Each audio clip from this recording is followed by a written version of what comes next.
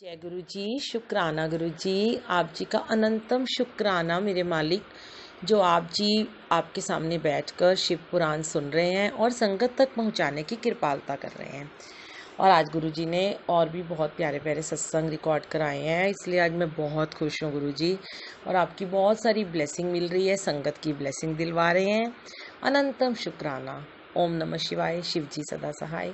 ओम नमः शिवाय। गुरु जी सदा सहाय। जय गुरु जी, वाहे गुरु जी। ओम नमः शिवाय। शुक्राना गुरु जी। अगला अध्याय शुरू।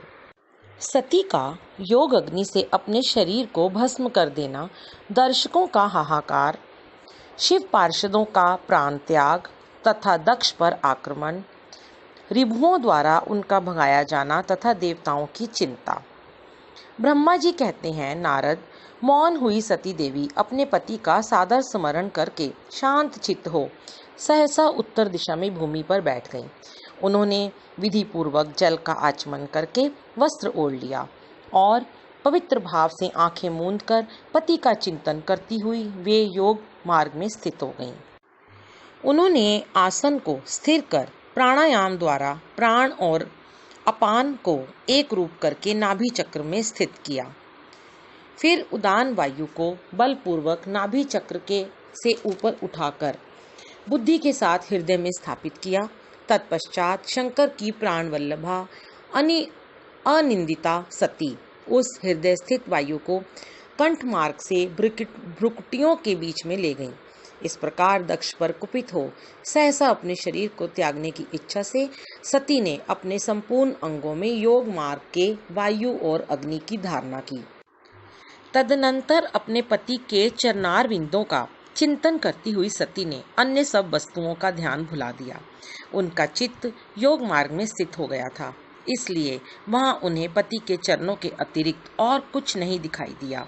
मुनि श्रेष्ठ, सती का निष्पाप शरीर तत्काल गिरा और उनकी इच्छा के अनुसार योग अग्नि से जलकर उसी क्षण भस्म हो गया। उस समय वहां आए हुए देवता आदि ने जब यह घटना देखी तब वे बड़े जोर से हाहाकार करने लगे। उनका वह महान, अद्भुत, विचित्र एवं भयंकर हाहाकार आकाश में और पृथ्वी तल पर सब ओर फैल गया। लोग कह रहे थे, हाय महान देवता, भगवान शंकर की परम प्रेयसी सती देवी ने किस दुष्ट के दुर्व्यवहार से कुपित हो अपने प्राण त्याग दिए। अहो ब्रह्मा जी के पुत्र, इस दक्ष की बड़ी भारी दुष्टता तो देखो। सारा चराचर जगत जिसकी संतान है, उसी की पुत्री मनस्विनी सती देवी, जो सदा ही मान पाने के योग्य थी, उसके द्वारा ऐसी निरादूत हुई कि प्राणों से ही हाथ धो बैठी। भगवान वृषभ ध्वज की प्रिया सती सदा सभी सत्पुरुषों के द्वारा निरंतर सम्मान पाने की अधिकारिणी थी। वास्तव में उसका हृदय बड़ा ही असहिष्णु है। वह प्रजापति दक्ष ब्राह्मण द्रोही है, इसलिए सारे संसार में उसे महान अपयश प्राप्त होगा। उसकी अपनी ही पुत्री उसी के अपराध से जब प्राण त्याग करने को उद्यत हो गई, तब भी उस महा नरक भोगी शंकर द्रोही ने उसे रोका तक नहीं। जिस समय सब लोग ऐसा कह रहे थे, उसी समय शिव जी के पार्षद सती का यह अद्भुत प्राण त्याग देख तुरंत ही क्रोध पूर्वक अस्त्र शस्त्र ले दक्ष को मारने के लिए उठ खड़े हुए।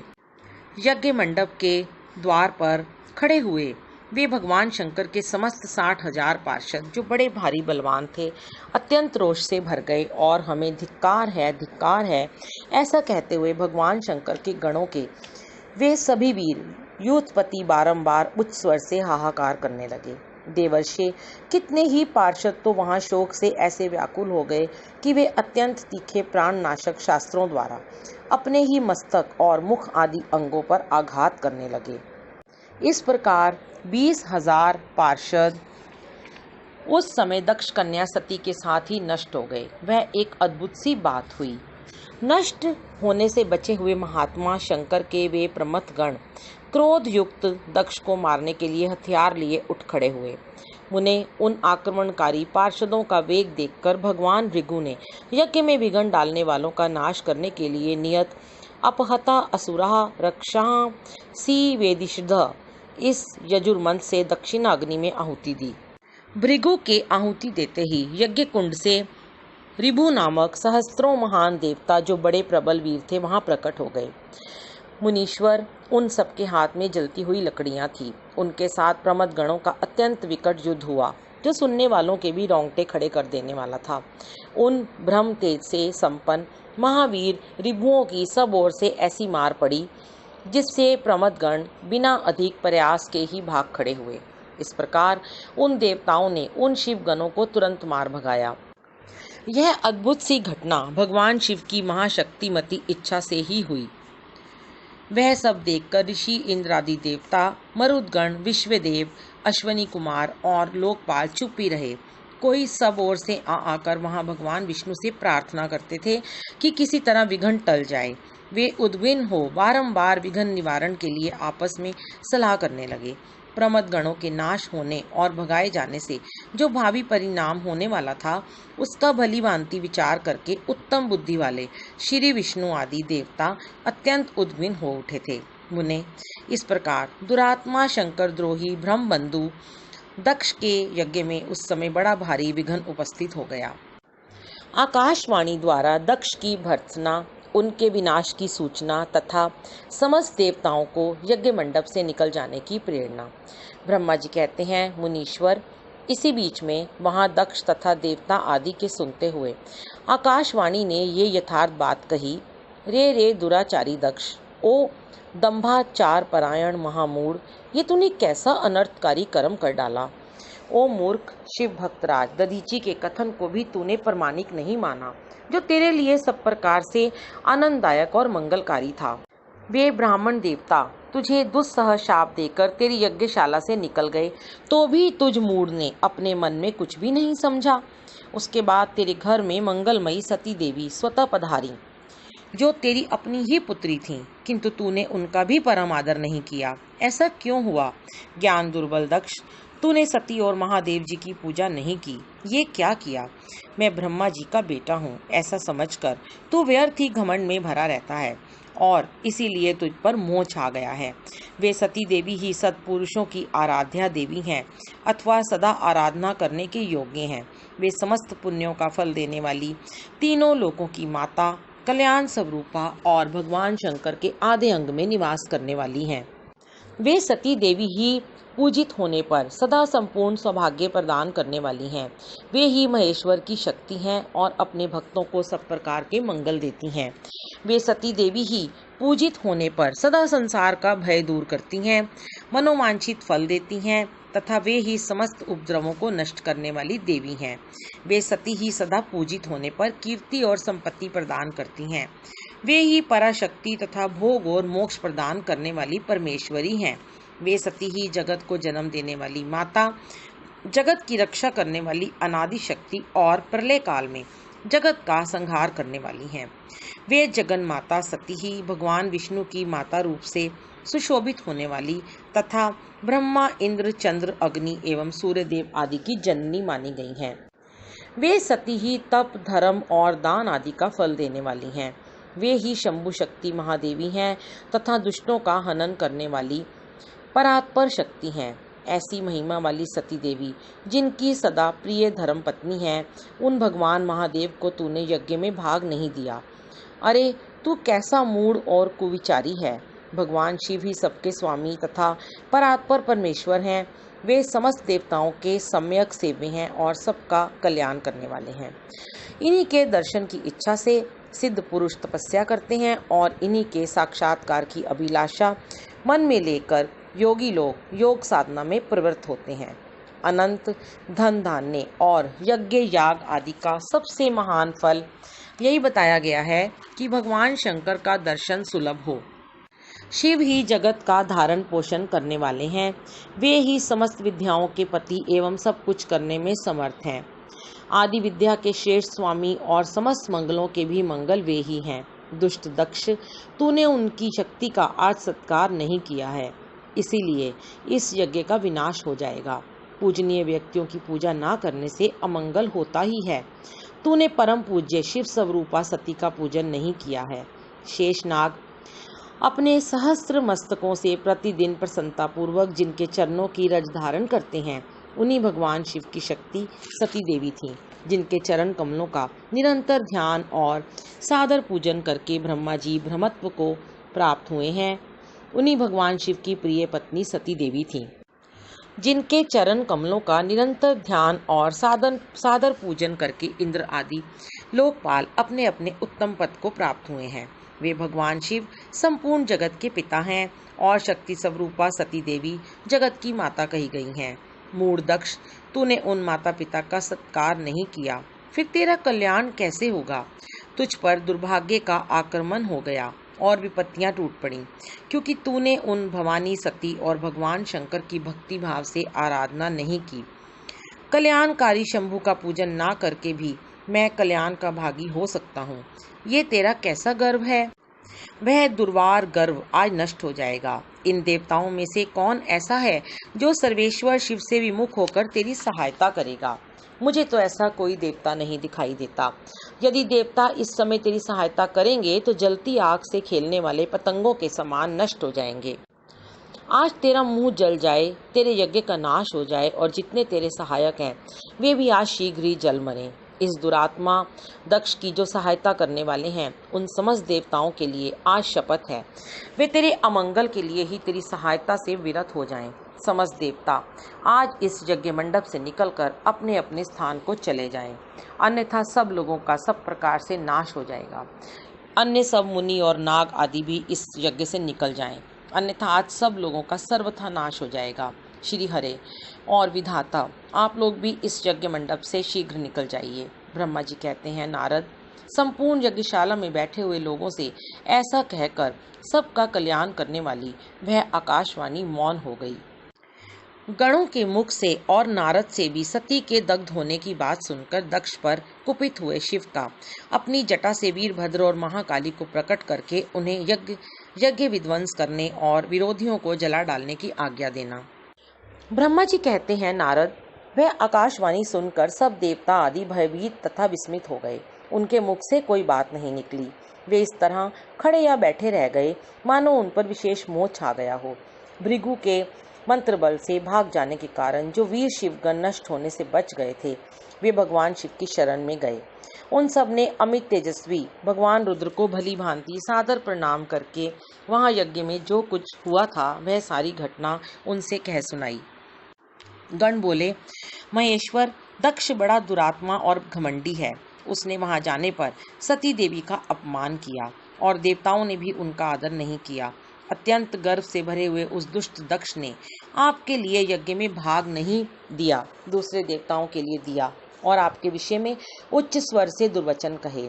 प्रभो, यज्ञ में आपका भाग ना देखकर सती देवी कुपित हो उठी और पिता की बारंबार निंदा करके उन्होंने तत्काल अपने शरीर को योग अग्नि द्वारा जलाकर भस्म कर दिया।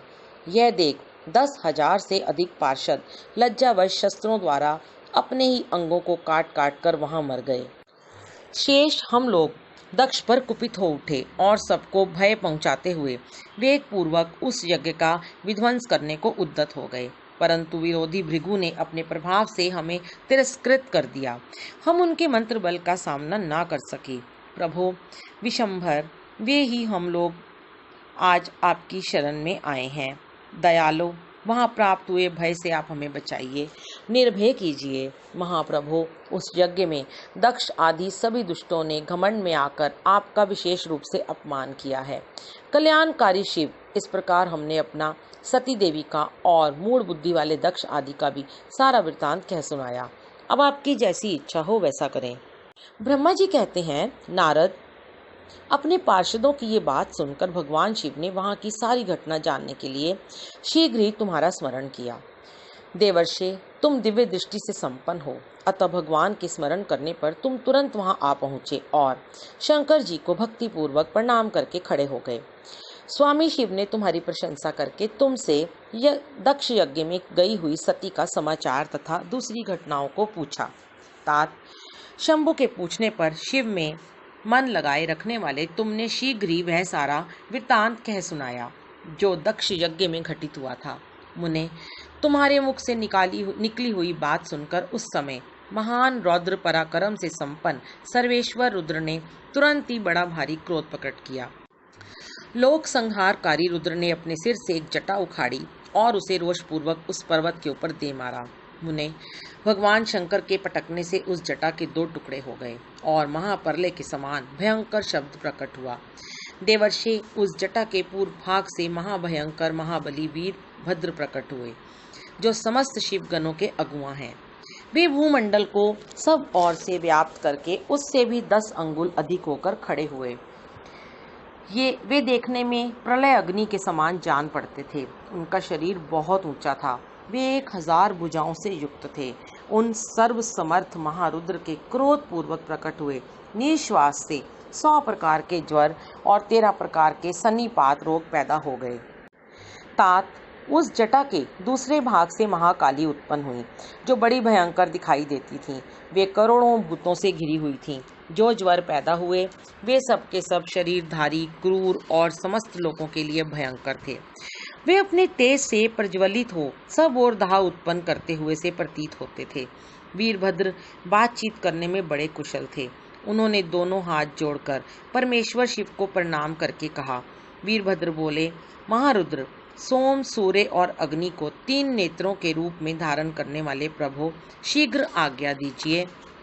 मुझे इस समय कौन सा कार्य करना होगा? ईशान, क्या मुझे आधे ही क्षण में सारे समुद्रों को सुखा देना है या इतने ही समय में संपूर्ण पर्वतों को पीस डालना है? हर, मैं एक ही क्षण में ब्रह्मांड को भस्म कर डालूं या समस्त देवताओं और मुनीश्वरों को जलाकर राख कर दूं? शंकर, ईशान, क्या मैं समस्त लोकों को उलट पलट दूं या संपूर्ण प्राणियों का विनाश कर डालूं? महेश्वर, आपकी कृपा से कहीं कोई भी ऐसा कार्य नहीं है जिसे मैं ना कर सकूं। पराक्रम के द्वारा मेरी समानता करने वाला वीर ना पहले कभी हुआ है और ना आगे होगा। शंकर, आप किसी तिनके को भेज दें तो वह भी बिना किसी यत्न के क्षण भर में बड़े से बड़ा कार्य सिद्ध कर सकता है, इसमें संशय नहीं है। शंभो, यद्यपि आपकी लीला मात्र से सारा कार्य सिद्ध हो जाता है, तथापि जो मुझे भेजा जा रहा है यह मुझ पर आपका अनुग्रह ही है। शंभो, मुझ में भी जो ऐसी शक्ति है वह आपकी कृपा से ही प्राप्त हुई है। शंकर, आपकी कृपा के बिना किसी में भी कोई शक्ति नहीं हो सकती। वास्तव में आपकी आज्ञा के बिना कोई तिनके आदि को भी हिलाने में समर्थ नहीं है, यह निसंदेह कहा जा सकता है। महादेव, मैं आपके चरणों में बारंबार प्रणाम करता हूँ। हर, आप अपने अभीष्ट कार्य की सिद्धि के लिए आज मुझे शीघ्र भेजिए। शंभो, मेरे दाहिने अंग बारंबार फड़क रहे हैं, इससे सूचित होता है कि मेरी विजय अवश्य होगी, अतः प्रभो मुझे भेजिए।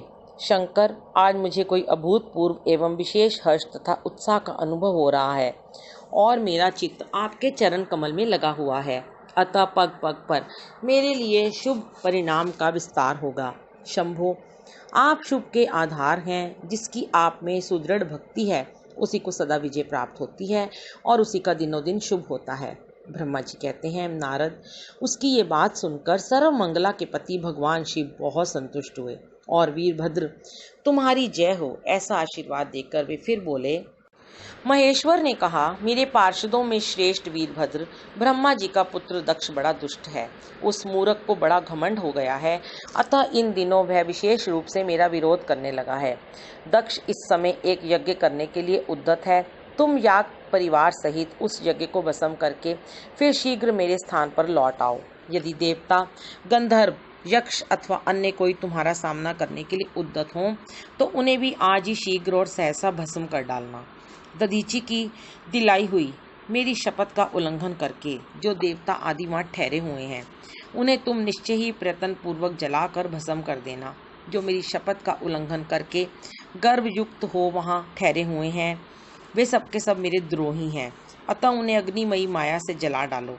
दक्ष की यज्ञशाला में जो अपनी पत्नियों और सारभूत उपकरणों के साथ बैठे हों उन सबको जलाकर भस्म कर देने के पश्चात फिर शीघ्र लौट आना।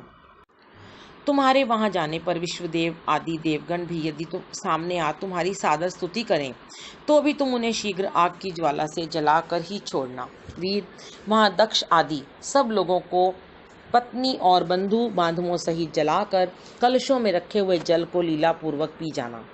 ब्रह्मा जी कहते हैं, नारद, जो वैदिक मर्यादा के पालक, काल के भी शत्रु तथा सबके ईश्वर हैं, वे भगवान रुद्र रोष से लाल आंखें किए महावीर वीरभद्र से ऐसा कहकर चुप हो गए। प्रमथ गणों सहित वीरभद्र और महाकाली का दक्ष यज्ञ विध्वंस के लिए प्रस्थान। दक्ष तथा देवताओं को अपशकुन एवं उत्पात सूचक लक्षणों का दर्शन एवं भय होना। ब्रह्मा जी कहते हैं, नारद महेश्वर के इस वचन को आदर पूर्वक सुनकर वीरभद्र बहुत संतुष्ट हुए। उन्होंने महेश्वर को प्रणाम किया। तत्पश्चात उन देवाधिदेव शूली की उपयुक्त आज्ञा को शिरोधार्य करके वीरभद्र वहां से शीघ्र ही दक्ष के यज्ञ मंडप की ओर चले। भगवान शिव ने केवल शोभा के लिए उनके साथ करोड़ों महावीर गणों को भेज दिया, जो प्रलय अग्नि के समान तेजस्वी थे। वे कौतूहलकारी प्रबल वीर प्रमथगण वीरभद्र के आगे और पीछे भी चल रहे थे। काल के भी काल भगवान रुद्र के वीरभद्र सहित जो लाखों पार्षद गण थे, उन सब का स्वरूप रुद्र के ही समान था। उन गणों के साथ महात्मा वीरभद्र भगवान शिव के समान ही वेशभूषा धारण किए रथ पर बैठकर यात्रा कर रहे थे। उनके 1 सहस्त्र भुजाएं थीं, शरीर में नागराज लिपटे हुए थे। वीरभद्र बड़े प्रबल और भयंकर दिखाई देते थे। उनका रथ बहुत ही विशाल था। उसमें 10,000 सिंह जोते जाते थे, जो प्रयत्न पूर्वक उस रथ को खींचते थे। उसी प्रकार बहुत से प्रबल सिंह, शार्दूल, मगर, मत्स्य और सहस्त्रों हाथी उस रथ के पार्श्व भाग की रक्षा करते थे। काली, कात्यायनी, ईशानी, चामुंडा, मुंडमर्दिनी, भद्रकाली, भद्रा, त्वरिता तथा वैष्णवी, इन नव दुर्गाओं के साथ तथा समस्त भूत गणों के साथ महाकाली दक्ष का विनाश करने के लिए चली। डाकिनी, शाकिनी, भूत, प्रमथ, गुहक, कूष्मांड, परपट, चटक, ब्रह्म राक्षस, भैरव तथा क्षेत्रपाल आदि ये सभी वीर भगवान शिव की आज्ञा का पालन एवं दक्ष के यज्ञ का विनाश करने के लिए तुरंत चल दिए।